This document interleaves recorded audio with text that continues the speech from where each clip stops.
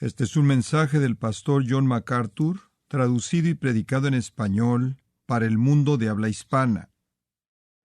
Acompáñeme en su Biblia a Romanos capítulo 1 y vamos a estar viendo los versículos 16 y 17 en esta noche. Permítame leerle estos dos versículos y después haremos comentarios de ellos conforme la palabra de Dios nos es abierta. Pablo dice, porque no me avergüenzo del Evangelio, porque es poder de Dios para salvación a todo aquel que cree, al judío primeramente y también al griego. Porque en el Evangelio la justicia de Dios se revela por fe y para fe, como está escrito, mas el justo por la fe vivirá.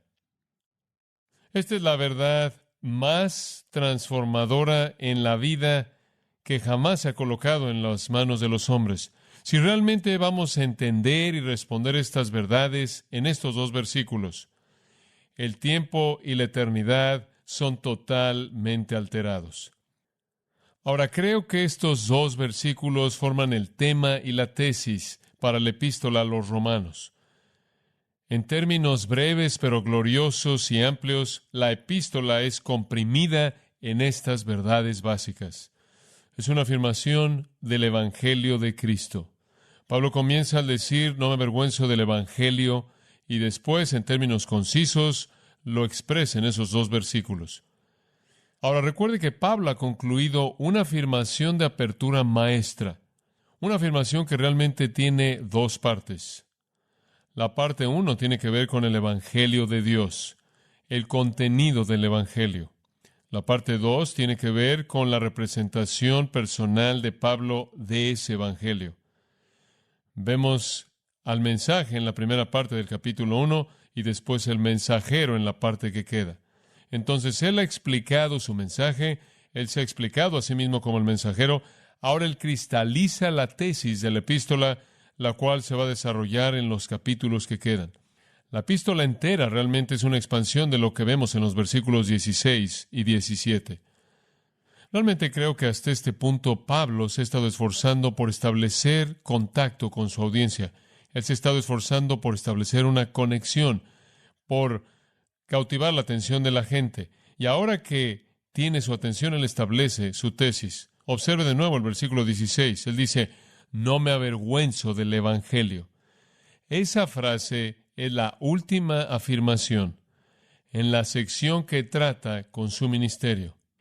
Él cierra esa sección al decir, no me avergüenzo. Y después él dice, del Evangelio. Y eso presenta su tema. El tema es el Evangelio de Cristo.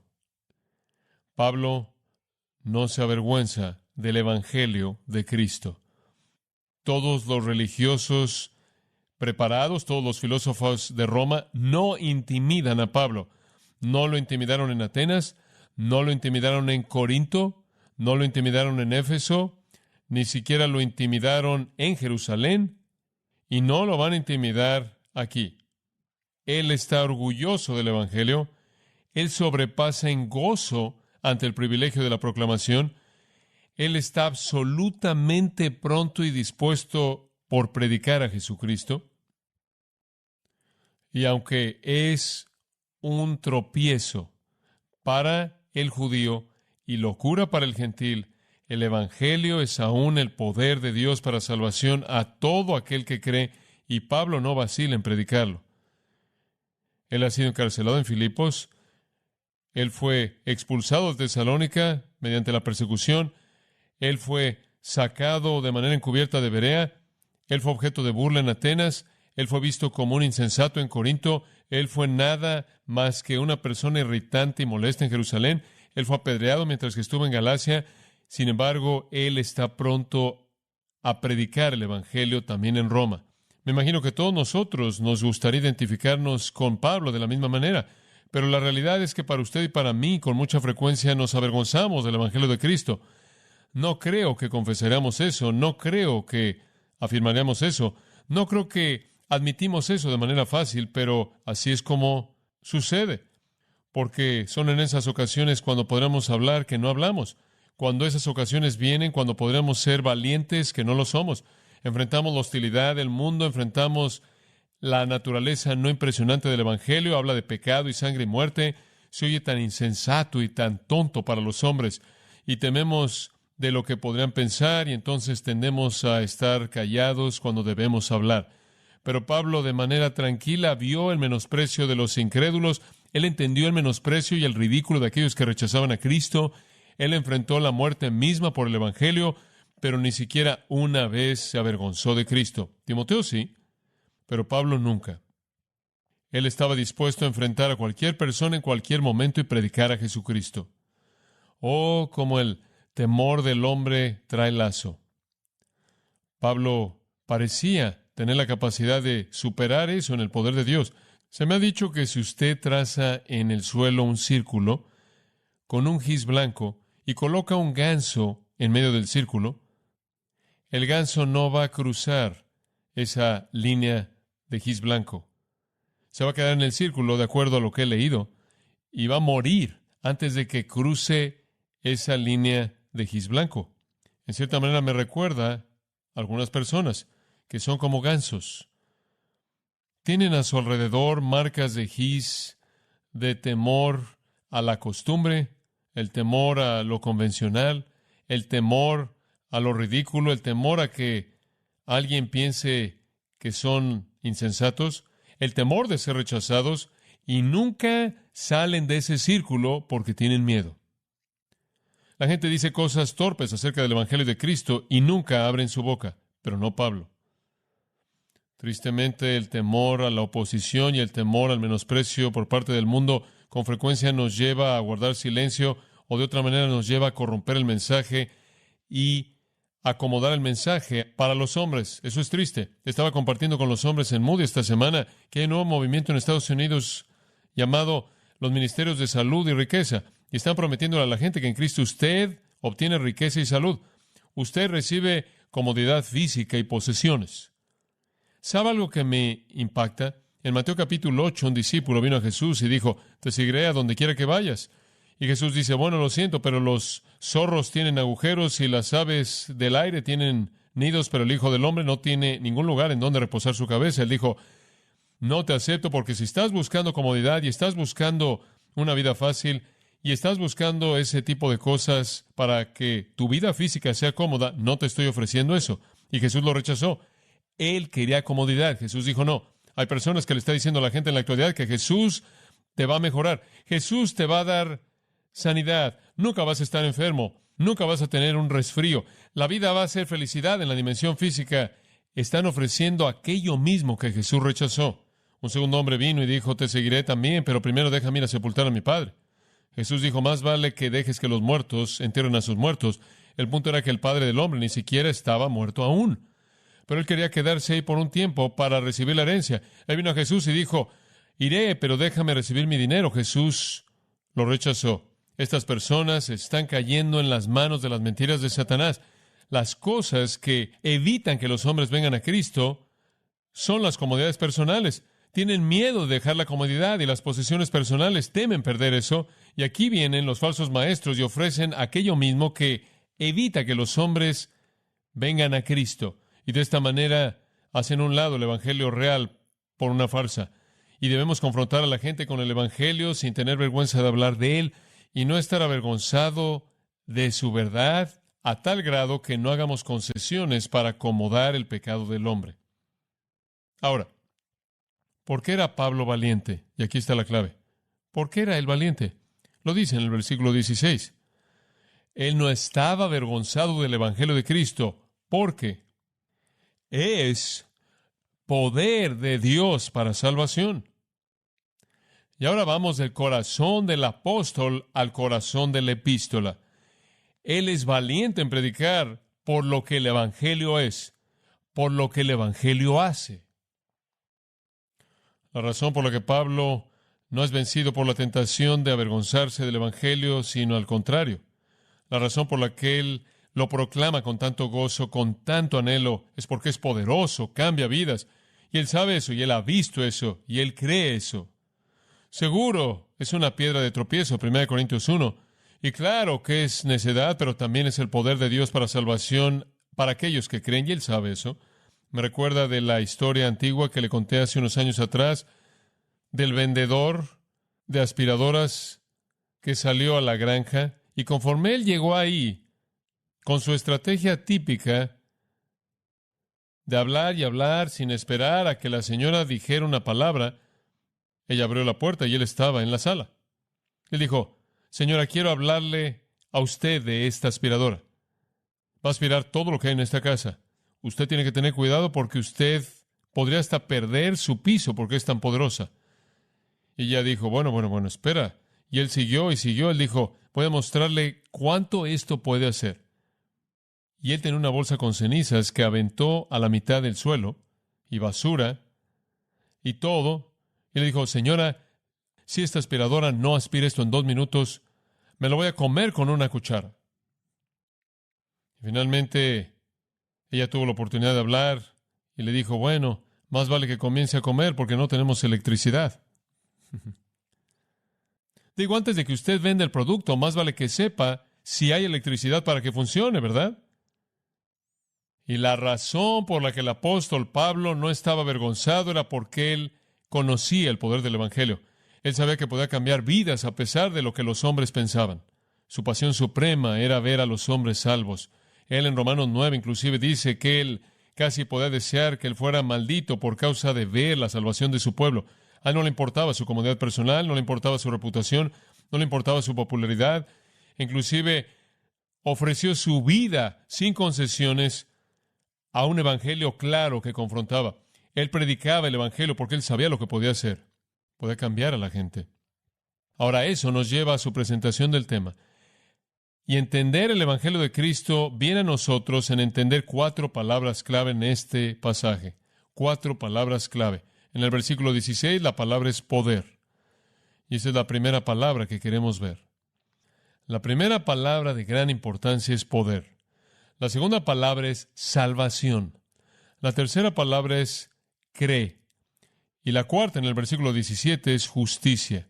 Si usted entiende el significado y la relación y transición de esos 4 términos, usted entiende el Evangelio. En primer lugar, la primera palabra clave en el vocabulario divino del Evangelio de Cristo es que es el poder de Dios. Las buenas noticias acerca de Jesucristo tienen poder. La palabra es dunamis. Obtenemos nuestra palabra dinamita de esta palabra. Y Pablo tiene en mente el hecho de que el Evangelio de Cristo conlleva la omnipotencia de Dios. El Dios todopoderoso está detrás de él, operando al regenerar a una persona. A los hombres les gustará cambiar. ¿Sabía usted eso? Yo creo eso. En serio. Toda la publicidad que se lleva a cabo en el mundo está basada en una presuposición, y es que la gente quiere cosas diferentes de lo que son. Quieren verse mejor, sentirse mejor, pensar mejor, tener mejores experiencias, quieren cambiar su vida. Básicamente, la gente quiere cambiar su vida. Hay una apelación a eso porque esa es una motivación humana básica. Y en la profundidad del interior de la gente, realmente quieren que las cosas sean diferentes, pero son absolutamente impotentes por cambiar las cosas. En Jeremías 13:23, Jeremías dice: ¿mudará el etíope su piel?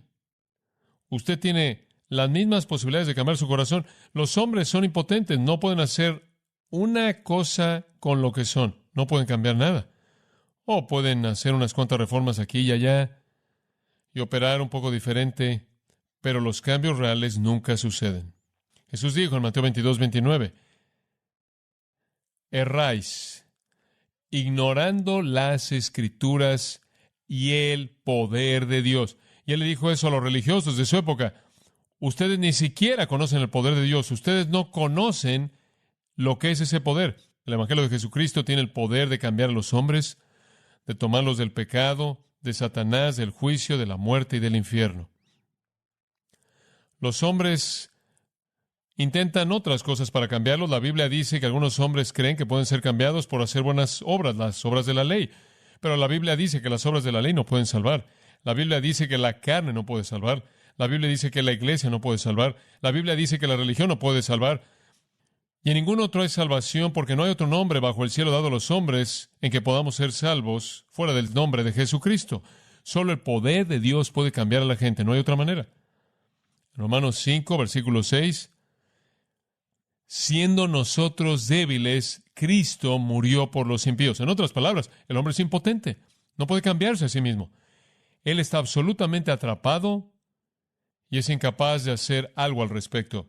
En el 8º capítulo de Romanos, en el versículo 3, porque aquello que la ley no podía hacer, en que era débil por la carne, Dios envió a su propio Hijo, lo pudo hacer. En otras palabras, usted puede tomar al hombre, inclusive darle buenos estándares y darle buenas reglas, buenos principios, y él no se puede cambiar a sí mismo. No puede ser hecho. Esa es la frustración del hombre. En Santiago, capítulo 1, en el versículo 18, dice: Él de su voluntad nos hizo nacer por la palabra de verdad. En otras palabras, lo que el hombre no puede hacer para sí mismo, Dios puede hacerlo por el hombre. En 1 de Pedro, capítulo 1, esencialmente la misma cosa. Dice que hemos renacido no de simiente corruptible, no de una simiente humana que está corrupta, sino de una incorruptible por la palabra de Dios. Entonces la palabra de Dios puede hacer lo que nosotros no podemos hacer por nosotros mismos. Ese es el principio básico del Evangelio. El hombre es pecaminoso, incapaz de remediar su condición. Incapaz. El Evangelio entonces se vuelve una fuerza. Y creo que la palabra dunamis está concentrando el énfasis en la fuerza más que en el proceso. Es el poder, en el sentido de que Dios es la fuente de un poder increíble, un poder ilimitado que puede transformar vidas. Ahora acompáñeme por un momento a 1 Corintios capítulo 1. 1 Corintios capítulo 1, versículo 18, y quiero ver específicamente la escritura que mencioné un par de veces y de manera muy breve. La palabra de la cruz es locura para los que se pierden. Digo, un Cristo crucificado es simplemente ridículo. Pero para aquellos de nosotros que se salvan es el poder de Dios. ¿Lo ve? Ese es el punto clave. El Evangelio puede ser locura para los hombres, pero para nosotros los que somos salvos es el poder de Dios. Versículo 23. Predicamos a Cristo crucificado, para los judíos tropezadero y para los gentiles locura, pero para los que son llamados judíos y gentiles, Cristo es el poder de Dios y la sabiduría de Dios. Y de nuevo el mismo énfasis. Y sabe una cosa, los gentiles solían reírse de los cristianos. Los paganos en Roma y Corinto se burlaban de ellos. Como puede ver, el principio clave de su propia religión era que sus dioses eran básicamente indiferentes. Simplemente estaban ahí y no les importaba nada más. Eran apatheia, apáticos, estaban distantes, remotos. Y la idea de una encarnación de Dios era absolutamente ridícula para ellos. De hecho, al escarbar alrededor de Roma, los arqueólogos han encontrado algunas cosas interesantes y en el Palatino, el cual es uno de los 7 montes de Roma, encontraron una caricatura de la época cristiana. Y presenta un esclavo. Y un esclavo está postrándose ante una cruz. Y dice, abajo de este dibujo en particular, Alexamenos adora a su Dios. Y en la cruz está crucificado un asno. Ahora eso nos dice un poco acerca de la actitud de los romanos en ese entonces hacia el cristianismo. Pensaban que era absolutamente ridículo. Locura. En algún punto alrededor del año 178, Celso escribió un ataque amargo contra el cristianismo. Él dijo que la postura cristiana era algo a la que ninguna persona culta debía acercarse, ninguna persona sabia, ninguna sensata. ¿Por qué ese tipo de cosa consideramos mala? Pero si algún hombre es ignorante, si alguno carece de sensatez y cultura, si alguno es un loco, acérquese con valentía al cristianismo. Era para locos, él dijo. Y de los cristianos, él escribió, los vemos en sus propias casas, vestidores de lana, zapateros y personas que trabajan con ropa.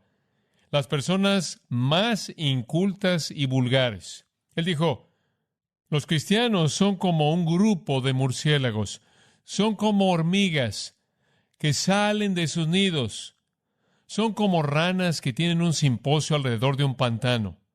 Él dijo, son como gusanos que se acobardan en el lodo. Un hombre amable, ese Celso. Y después él dijo, los cristianos adoran a un hombre muerto. Locura. Es locura.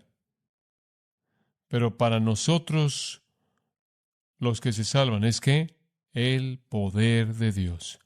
El mundo se burla de nosotros, se mofa de nosotros, pero nosotros conocemos la verdad, ¿no es cierto? Y debido a que es el poder de Dios, en 1 Corintios capítulo 2, conforme Pablo sigue, él dijo, cuando vine a vosotros, no vine con palabras persuasivas de humana sabiduría, les declaré el testimonio de Dios y determiné no saber nada entre vosotros fuera de Jesucristo y el que he crucificado.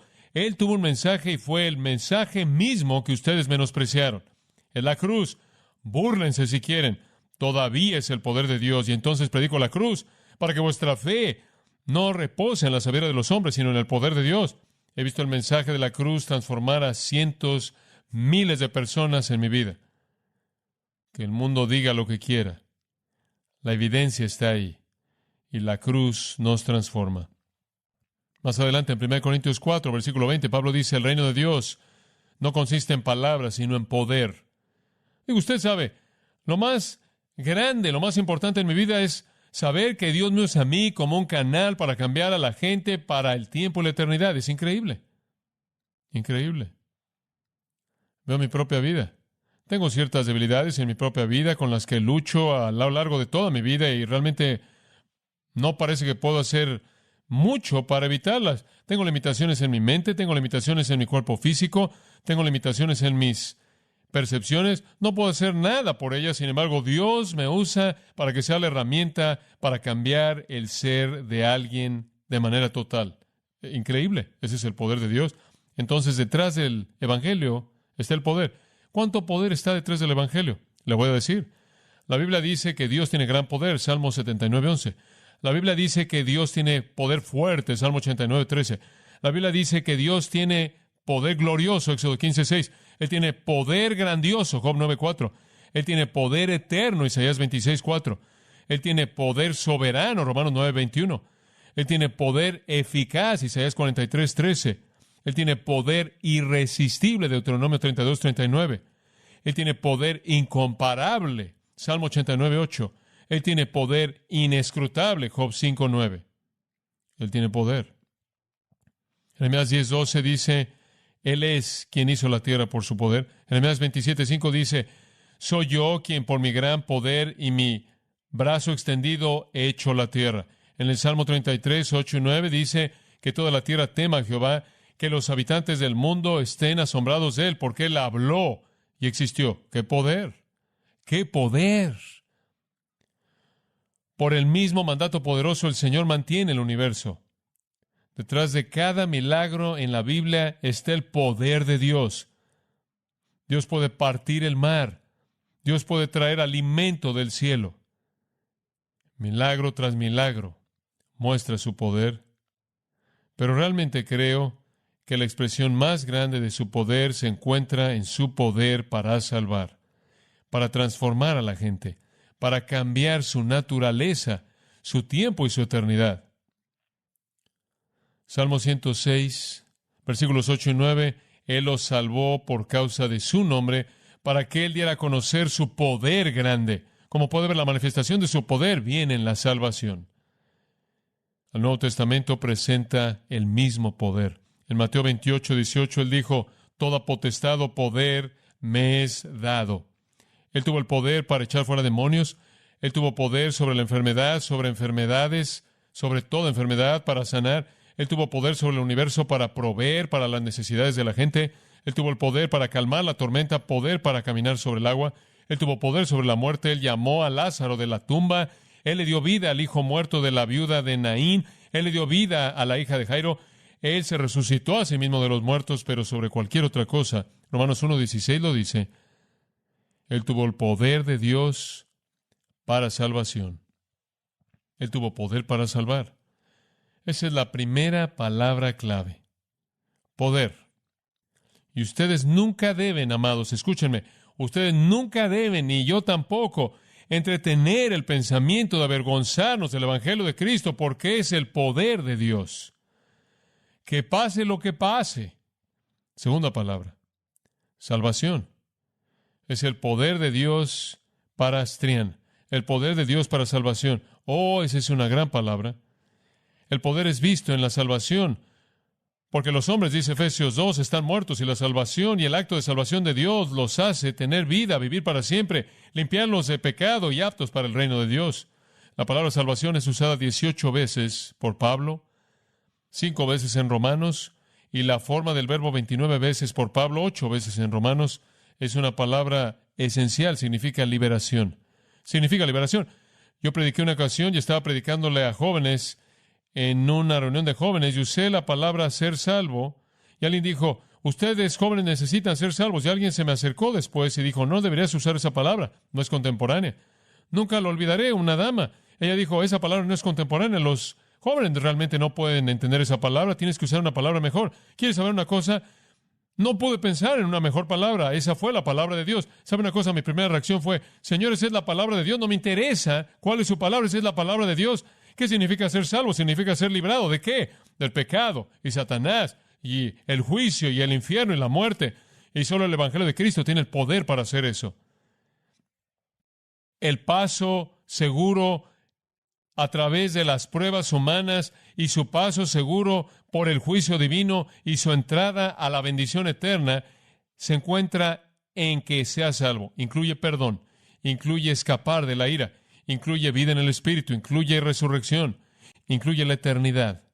El Evangelio es el poder eficaz, activo en el mundo para traer liberación para los hombres de la ira de Dios, del pecado y Satanás y el juicio y la muerte y el infierno. Yo creo que la cultura en la que Pablo escribió estaba lista para este mensaje. Creo que estaban buscando salvación. Los hombres lo están haciendo en la actualidad. O piensan que necesitan salvación económica o salvación política o salvación social. Simplemente necesitan actualizar sus vidas en su sociedad, pero están buscando salvación. En ese entonces lo estaban haciendo. ¿Sabía usted? Hubo un tiempo, en el tiempo de Pablo, cuando la filosofía griega estaba volviéndose más y más aquello que era interno. Y estaba viendo al hombre diciendo, las cosas no están bien con el hombre, necesitamos algo que cambie al hombre.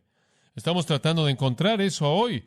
Nada más que lo estamos tratando de encontrar quizás al estimular su cerebro, al controlarlo de alguna manera, para que podamos cambiarlo.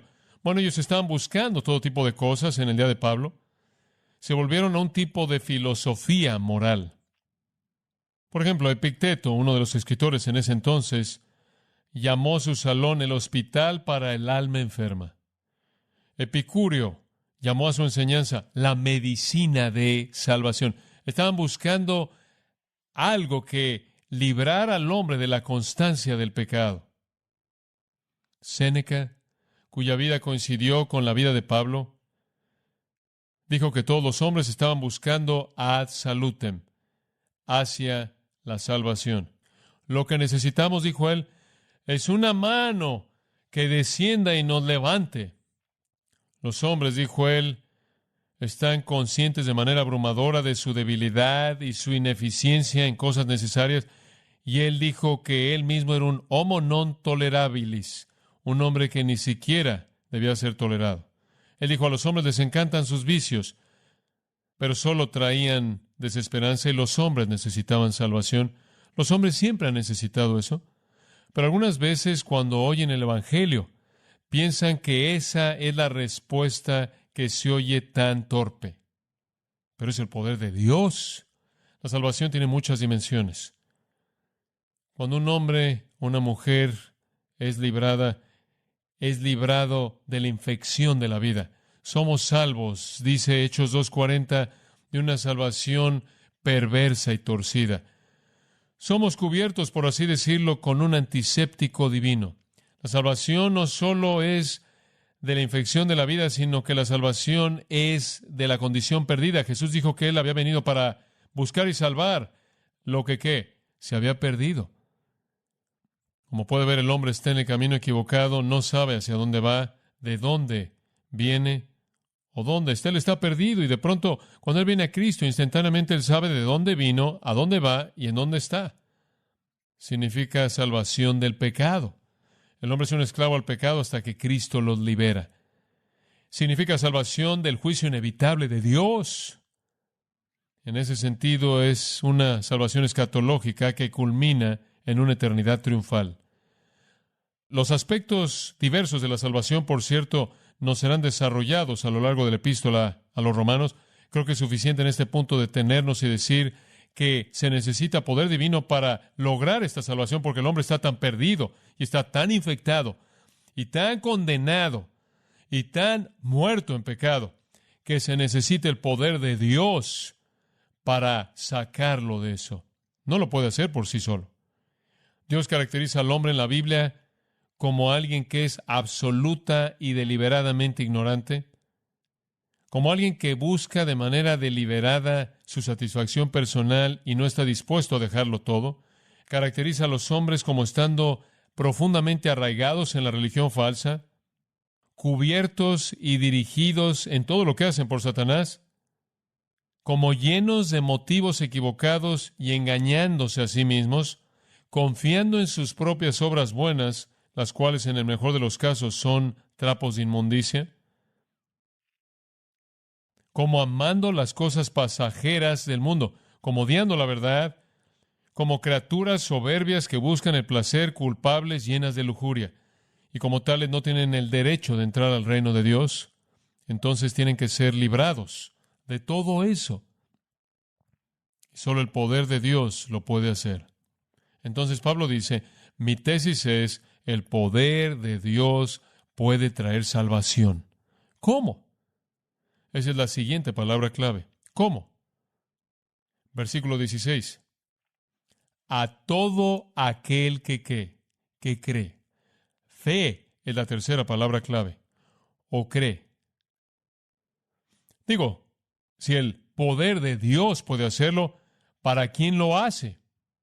Para todo aquel que cree. El poder de salvación opera únicamente mediante la fe. Eso es todo. En donde hay fe, está el poder de Dios, operando en la salvación. ¿Dice usted qué es la fe? La fe es creer. Todos ustedes viven por fe, cada día de sus vidas. Usted abre la llave de agua, llena el vaso y se la toma. Eso es fe. Usted no sabe lo que hay allá adentro. Usted no tiene idea de lo que ha estado jugando en su tubería. Me acuerdo de leer en un Reader's Digest de una ciudad en Kansas que tenía un tanque de agua grande y el agua les llegaba mediante este tanque. Era bombeada de un pozo y llenaba el tanque y después salía del tanque.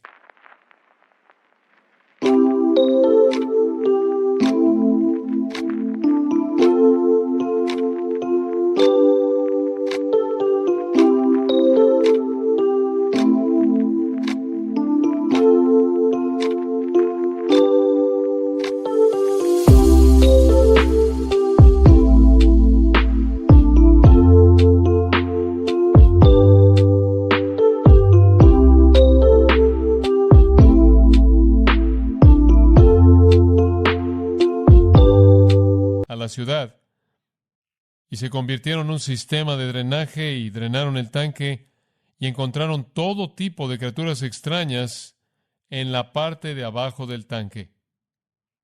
A todos les dio disentería retroactiva. Habían estado viviendo por fe, pero tuvieron fe en la cosa equivocada. Estaba volando a Los Ángeles ayer y Bill y yo y Monty estábamos sentados en este avión y de pronto, por alguna razón extraña u otra, simplemente se fue así, wow, hacia abajo por un momento, y todos inmediatamente se volvieron algo así como religiosos. Yo ni siquiera sé quién está ahí adelante en el avión. De hecho, no sé si hay alguien ahí adelante. Usted ve al piloto que viene por el pasillo saludando a todo el mundo y alguien siempre dice, ¿quién está volando esto? Vivimos por fe todo el tiempo. La fe es confianza. Usted va a un restaurante y usted come lo que le dan. Todos vivimos por fe. Digo, esa es la única manera en la que usted puede sobrevivir. Dios ha colocado en el corazón del hombre que él entienda lo que es vivir por fe. Y fe en la dimensión espiritual es muy diferente de ese tipo de fe. No obstante, es la misma idea. Es confiar y creer. Y sí, el poder de Dios puede salvar, pero va a salvar únicamente a aquellos que creen. ¿Creen en qué? Cree en tu corazón que Dios le levantó de los muertos. Eso significa que usted cree quien Él dijo que era, que Él murió por la razón que Él dijo que murió y que Él resucitó de la tumba. Y si usted cree por gracia, sois salvos por medio de la que fe, y eso no de vosotros, pues es don de Dios, no por obras, para que nadie se gloríe. Fe. La salvación no es profesar el cristianismo. No es eso. La salvación no es bautizo. La salvación no es reforma moral.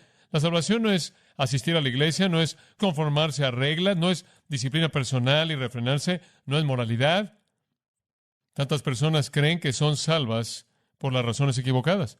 Me senté junto a una mujer camino a Chicago. He tenido todo tipo de experiencias esta semana que son increíbles. Me senté junto a esta señora de 78 años de edad. Y me senté junto a ella y tenía una pequeña sonrisa en su rostro. Ella había ido a visitar a su hija en California. Ahora iba de regreso a algún lugar en la parte norte de Michigan. Y después de un rato ella percibió que yo era un ministro. Y ella dijo, ¿es usted un reverendo? Yo le dije, bueno, no sé de reverendo, pero soy pastor. Yo dije, ¿usted tiene una iglesia a la cual asiste? Ella dijo, soy católica. Dije, oh, ¿usted conoce a Jesucristo como su Salvador personal? Ella dijo, oh, he ido a la iglesia católica toda mi vida. Yo dije, bueno, eso es interesante. Ella dijo, ¿sabe usted que la iglesia católica ha cambiado? Y yo dije, es correcto, sí ha cambiado. Sí ha cambiado mucho, ¿verdad? Ella dijo, sí, no me gusta.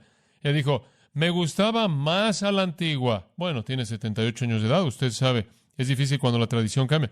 Yo dije, bueno, ¿qué quiere decir con eso? Ella dijo, ¿sabe usted lo que están haciendo ahora? Están haciendo los servicios en inglés. Yo le dije, ¿es ese un problema? Ella dijo, me gustaba mejor cuando no entendía lo que estaban diciendo. Eso es exactamente lo que ella dijo. Ella dijo, en ese entonces yo podía entrar y simplemente meditar conmigo misma. Yo le dije, ¿y qué ganó usted con eso? Simplemente había una quietud en meditar dentro de mí misma. Yo dije, ¿no cree usted que es importante conocer los principios de la palabra de Dios? Bueno, creo que debemos conocer algunas cosas. Bueno, la conversación no fue tan fructífera como me hubiera gustado que fuera, pero llegó al punto en el que fue evidente que la seguridad de ella estaba en el hecho de que ella iba a una iglesia. A ella ni siquiera le importaba entender algo de lo que estaban diciendo. De hecho, le gustaba más cuando no entendía. Yo dije, ¿sabe una cosa, señora? Yo dije, solo una cosa importa. A su edad, cuando usted deje esta vida, que usted esté lista para encontrarse con Dios, porque usted conoce a su Hijo, el Señor Jesucristo, no a la iglesia a la que usted fue. No sé, espero que ella piense en eso. La salvación no viene mediante la iglesia. La salvación viene porque un hombre o una mujer reconoce que él no tiene recursos y se ve a sí mismo perdido y muerto y ve la inmundicia y la deformidad de su pecado y él percibe la corrupción de su pecado, la contaminación de su naturaleza y él se ve atraído a Cristo como un remedio. Y él ve a uno que murió por su pecado y que conquistó su pecado y pagó el precio y quiere darle vida nueva. Y él dice, yo creo. ¿Importa quién es ese hombre? Dice en el versículo 16, a todo aquel que cree, judío o griego, al judío primero y también al griego. Sí, la supremacía de la salvación fue extendida a los judíos. La salvación tiene relevancia primordial para los judíos debido a que fueron el pueblo escogido de manera especial por Dios. Fue al judío primero que el Mesías vino y dijo, no he venido sino a las ovejas perdidas de la casa de Israel. Sí, fue a ellos que él vino, ya que las líneas de preparación para la revelación completa del Evangelio fueron establecidas con Israel, y entonces el Evangelio es de manera preeminente el Evangelio para el judío. El gran comentarista Robert Aldane tiene un gran pensamiento claro de esto. Escuche conforme leo lo que él escribió. Desde los días de Abraham, su gran progenitor, el judío, había sido distinguido de manera excepcional del resto del mundo por sus muchos y grandes privilegios. Fue su distinción excepcional, que fue de ellos que Cristo vino, quien es Dios sobre todo, bendito por los siglos de los siglos. De esta manera, como compatriotas de Él, fueron la familia real de la raza humana, con respecto a esto más elevada por encima de cualquier otra, y heredaron la tierra de Manuel, mientras que por lo tanto el pacto evangélico y como consecuencia la justificación y la salvación, de la misma manera consideró a todos los creyentes.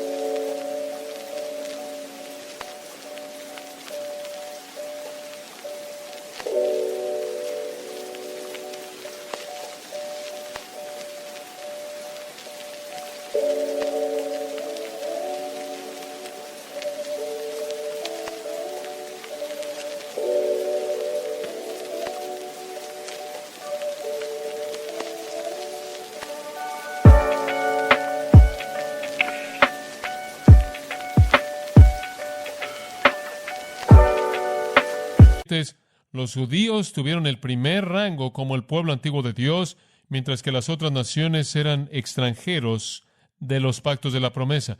La predicación del Evangelio debía ser dirigida primero a ellos, y al principio únicamente a ellos.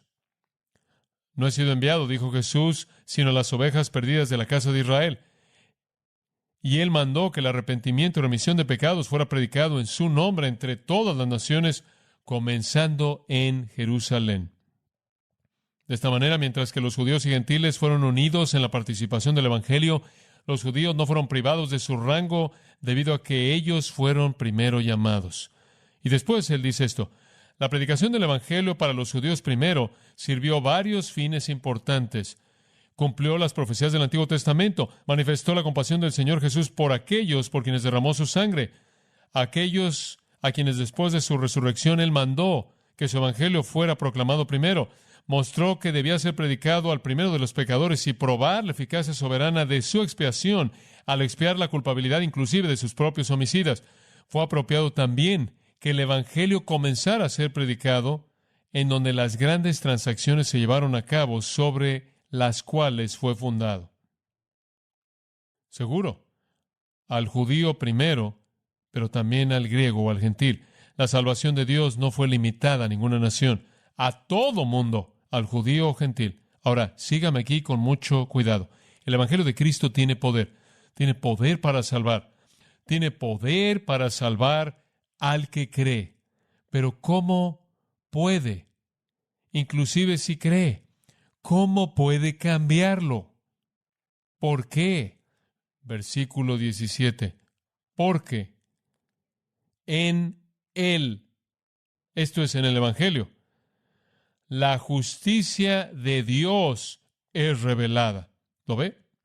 La razón por la que puede salvar es porque cuando usted cree, la justicia de Dios le es revelada a usted. En otras palabras, se vuelve de usted. Así es como puede suceder. Dice usted, el hombre es tan pecaminoso, tan malo, tan carente de esperanza, tan inútil, que inclusive si creyera, inclusive si tiene el poder para salvar, ¿cómo puede? Puede, no porque de pronto nosotros nos volvemos en nosotros mismos justos, sino porque de pronto nos es revelada a nosotros la justicia de Dios. Y eso nos lleva a la cuarta palabra, justicia. Junto con la fe, por cierto, esta palabra es usada más de 60 veces en Romanos. Palabra clave.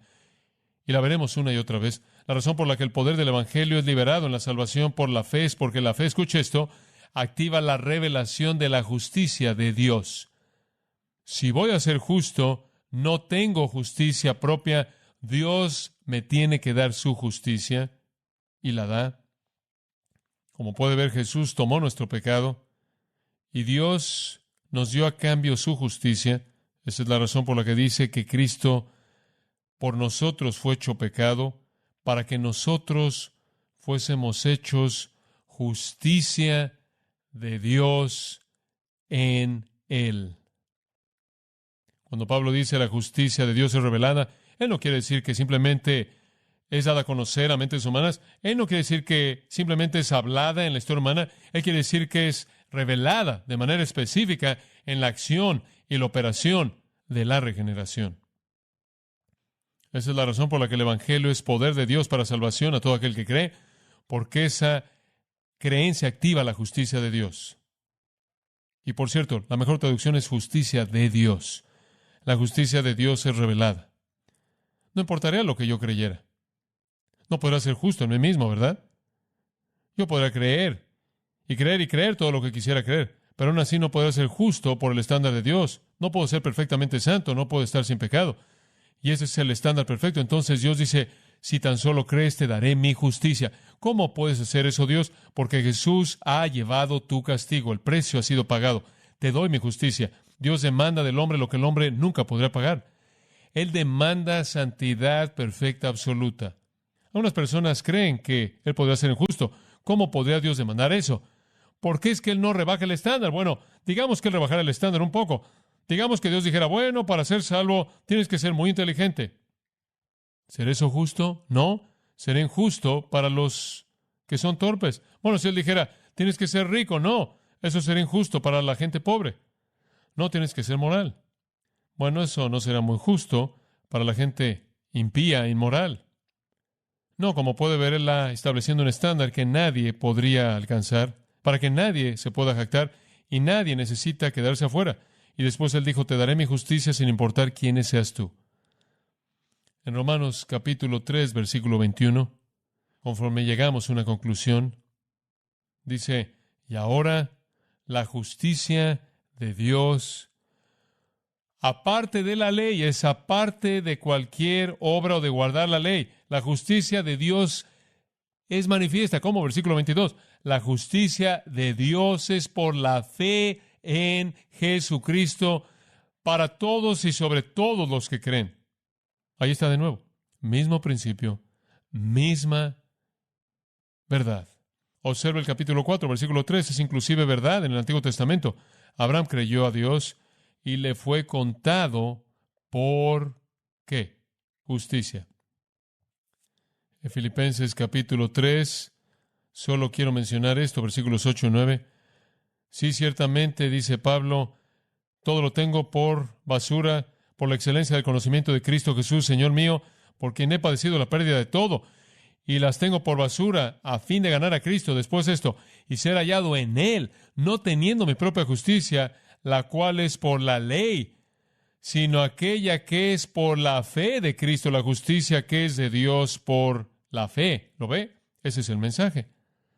Esta es la gloria del Evangelio, que es el poder de Dios para salvación, que es activado por fe, y esa fe lo activa porque la fe libera la manifestación de la justicia de Dios a favor nuestro. El conde Zinzendorf escribió estas palabras, y usted las conoce y las ama. Jesús, tu sangre y justicia, mi belleza, es mi vestido glorioso. En medio de mundos de flamas, en estos vestidos con gozo levantaré mi cabeza. Con valentía estaré de pie en tu gran día, porque ¿quién me acusará de algo? Absuelto de manera completa, mediante estos estoy, de temor y pecado y culpabilidad y vergüenza, como Jesús tu sangre y justicia. Entonces dice él en el versículo 17, la justicia de Dios es revelada. Y después esta pequeña frase, de fe y para fe, como está escrito, el justo por la fe vivirá. ¿Qué significa de fe y para fe? Creo que tiene la misma idea que toda persona que cree. Lo podría ver de esta manera. Él dice, y la justicia de Dios es revelada observe esto, de fe a fe, a fe, a fe, a fe, a la fe de cualquier persona, o la fe de toda persona, sin limitaciones. La veo moviéndose por el mundo de fe a fe, a fe, a fe, así como fue en el Antiguo Testamento. No es nada nuevo. Habacuc 2:4. El justo por la fe vivirá. Nada nuevo. Abraham creyó a Dios y le fue contado por justicia. No, el trabajo de mis manos puede cumplir las demandas de la ley. ¿Podría mi celo no conocer enojo? ¿Podrían mis lágrimas fluir para siempre? Todo por el pecado no podría expiar. ¿Cuál es la siguiente frase? Tú debes salvar, ¿y tú qué? Únicamente. Eso es de Roca de las Edades. Entonces Pablo presenta el tema del Evangelio: poder, salvación, fe y justicia. Espero que usted conozca a Cristo. Espero que usted crea en Él. Cierro con esto. Uno de mis misioneros favoritos es Juan G. Patton. Él fue a las Nuevas Híbrides llenas de caníbales. Y cuando él llegó a las Nuevas Híbrides, él llegó a una isla en el momento cuando había una epidemia terrible. La gente estaba muriéndose de enfermedad. Había reducido drásticamente el número de pobladores. Él fue a las chozas de la gente enferma y trató de cuidar de ellas. Él sepultó a los muertos. Él atendió a los moribundos. Y cuando la epidemia había acabado, Él fue recibido por todos y lo amaron. Y se quedó con ellos. Él primero pensó en aprender su idioma. Él comenzó a escuchar cómo hablaban, escribir en un cuaderno todas las palabras y frases que él aprendió. La gente del lugar se acostumbró a que él siempre tenía un cuaderno y se detenía a la mitad de una conversación para escribir algunas cosas. Después llegó un momento en el que él decidió que debería traducir algo del Evangelio a su idioma, pero no tenían palabra en su vocabulario para fe, o confiar o creer. Simplemente no confiaban en nadie. Pero usted no puede traducir mucho en la Biblia sin una palabra para eso. Y entonces comenzó a pensar. En un momento de frustración, él comenzó a cazar venados. Y mataron a un animal parecido a un venado. Y comenzaron a cargar la presa de regreso a la casa del misionero. El clima se encontraba en el punto del Ecuador, en el globo opresivo. El monte en el que cazaron no tenía rutas y finalmente llegaron de regreso absolutamente agotados. Tiraron su carga pesada y todos simplemente se dejaron caer en el pasto. Un nativo dijo: «Oh, es bueno estirarte a ti mismo aquí en la sombra». Juan Patton se levantó rápidamente del pasto, emocionado porque ese compañero había recitado esa oración una y otra vez, y él escribió todo en su cuaderno. Y después él tradujo Juan 3:16 de esta manera: porque de tal manera amó Dios al mundo, que dio a su Hijo unigénito, para que todo aquel que se estira a sí mismo sobre él no perecerá, sino tendrá vida eterna. Eso es fe. Y activa la justicia de Dios a favor de usted. Gracias, Padre, por nuestro tiempo compartido en esta noche. ¡Qué buena noche! No puedo pensar en un mejor lugar en donde estar, a menos de que sea tu presencia al estar aquí. Siento mucho por aquellos que no están aquí, porque se pierdan los testimonios, el gozo, el gusto, la verdad de la palabra. Pero te doy gracias por aquellos de los que están aquí, por tu designio divino. Si hay alguno en medio de nosotros que no ha experimentado aún las maravillas de la salvación, que conozcan eso antes de que se vayan en esta noche, que la vida de ellos esté en tus manos, que ellos por la fe reciban el poder de Dios para salvación y sean destinatarios de tu justicia. Gracias, Padre, por un buen día. Bendice a toda alma apreciada aquí en esta noche, y que esta verdad dada a nosotros sea algo que le demos a otros para que ellos te puedan conocer. Que el conocerte a ti es conocer la vida eterna. Por causa de Cristo.